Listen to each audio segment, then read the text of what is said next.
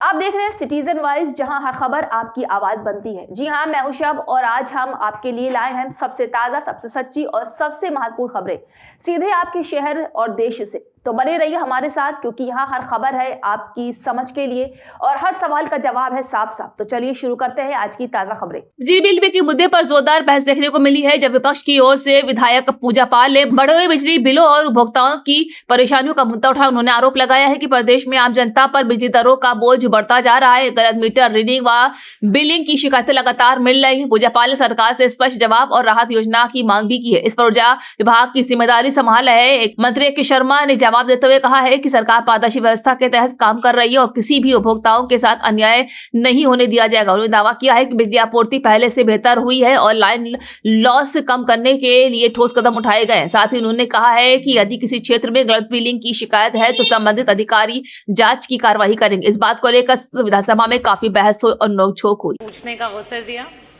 अध्यक्ष जी, मेरा प्रश्न मंत्री जी से था कि जो हमारे उत्तर प्रदेश में आबादी जो है वो गरीबी रेखा से नीचे है, जो हमारी विधवा महिलाएं हैं, जो हमारे वृद्ध लोग हैं, जो गंभीर बीमारियों से पीड़ित परिवार के मुखिया जैसे परिवार हैं, जो हमारे दिव्यांगजन लोग हैं, उनको बिजली में राहत पहुंचाने के लिए जो है विभाग क्या कर रही है।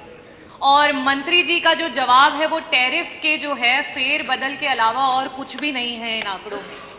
और अध्यक्ष जी, ये अजीब सी विडंबना है जो जनता भी महसूस करती है कि मंत्री जी जब सदन में रहते हैं तो उनका चेहरा कुछ और रहता है, तब वो आम बबूल की बात करते हैं, पिछली सरकारों की बातों को गिनवाते हैं और आग बबूला हो जाते हैं। और वही जब मंत्री जी क्षेत्र में जाते हैं तो क्षेत्र में प्रभु श्री राम और सीता मैया की कहानी बताते हैं।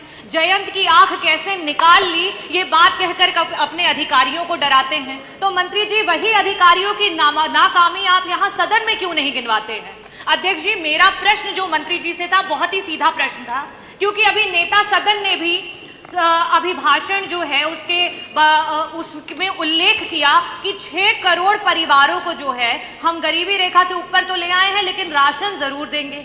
अगर आप उनको 400-500 रुपए के राशन पे निर्भर कर रहे हैं, क्योंकि आपको ऐसा महसूस होता है कि वो अपना राशन खरीदने में आज भी आपके 9 सालों की सरकार में सक्षम नहीं हो पाए हैं, तो मंत्री जी मेरा पहला प्रश्न आपसे ये है कि अंत्योदय कार्ड धारक कौन होते हैं? ये कार्ड धारक ये वो लोग होते हैं जो गरीबी रेखा में बहुत ही नीचे। मेरा प्रश्न है ये, इसको थोड़ा ध्यान से सुनिएगा। ये अंत्योदय जो कार्ड धारक 40 लाख लोग हैं, ये गरीबी रेखा से नीचे हैं, जिनके लिए आप कोई स्कीम लेकर के नहीं आए हैं। 300 यूनिट बिजली मुफ्त की बात समाजवादियों ने की थी और यही 300 यूनिट बिजली का आपका बिल 1 साल का 20,800 रुपया पड़ रहा है। ये जो हमारी महिलाएं हैं, 48 लाख महिलाएं, इन विधवा महिलाओं को आप 1,000 पेंशन दे रहे हैं, लेकिन वही आप 1740 रुपए प्रति माह आप उनसे जो है उनका बिजली का बिल ले रहे हैं। यही जो हमारे 10 लाख दिव्यांगजन हैं, उनसे भी आप 1,000 रुपए उनको आप जो है पेंशन के नाम पे दे रहे हैं। 1740 रुपए आप उनसे जो है बिजली का बिल ले रहे हैं। वही वृद्धा पेंशन आप 1,000 रुपए दे रहे हैं, 1740 रुपए। तो आप क्या कर रहे हैं? एक तरफ से दे रहे हैं और दूसरी तरफ से डबल आप खींच ले रहे हैं। तो क्या आप जिस तरीके से सीता मैया की बात कर रहे थे और कह रहे थे कि प्रभु श्री राम ने जब बाण चलाया तो ना तो जो है महेश बचा पाए ना ब्रह्मा बचा पाए, तो आपको क्या सीता मैया इनमें नहीं नजर आती हैं? इन गरीब परिवार की महिलाओं में आपको सीता मैया नहीं नजर आती है? इन दिव्यांगजनों में आपको सीता मैया नहीं नजर आती है? मैं आपसे बस यही पूछना चाहूंगी कि 300 यूनिट बिजली मुफ्त की बात दिव्यांगजन को, वृद्धा को और साथ ही साथ जो हमारे बीपीएल के परिवार है, क्या उनको सरकार देगी? माननीय मंत्री जी। अध्यक्ष जी, सारा का सारा जवाब लिखित में दिया जा चुका है। और रही बात भगवान श्री राम के उस बाण की, तो वो बाण तो चल चुका है और इसीलिए आप में से बहुत सारे लोग मूर्छित होकर बाहर हो गए और जो बचे हैं उस पर ही बाण चालू है, बाण का प्रभाव चालू है। और वो बाण ऐसा है कि अमोघ बाण है, चाहे चाचा शिवपाल जी बैठे हो, चाहे माननीय पांडे जी बैठे हो, कोई बचा नहीं सकता समाजवादी पार्टी को सफाया होने से।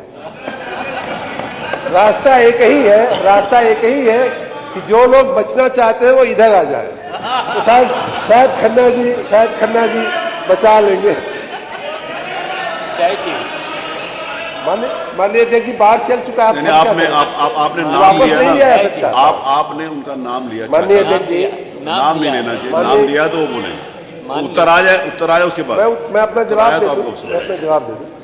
माननीय अध्यक्ष जी, ये बात उत्तर आए, माननीय सदस्य ने, सवाल भी तो वैसे ही था। माननीय सदस्य ने समाज के जिन वर्गों के समाज के जिन वर्गों ये थी आज की ताजा खबरें। अगर आपको हमारी रिपोर्ट पसंद आई हो तो लाइक करें, शेयर करें और हमारे चैनल सिटीजन वाइज को सब्सक्राइब करना ना भूलें।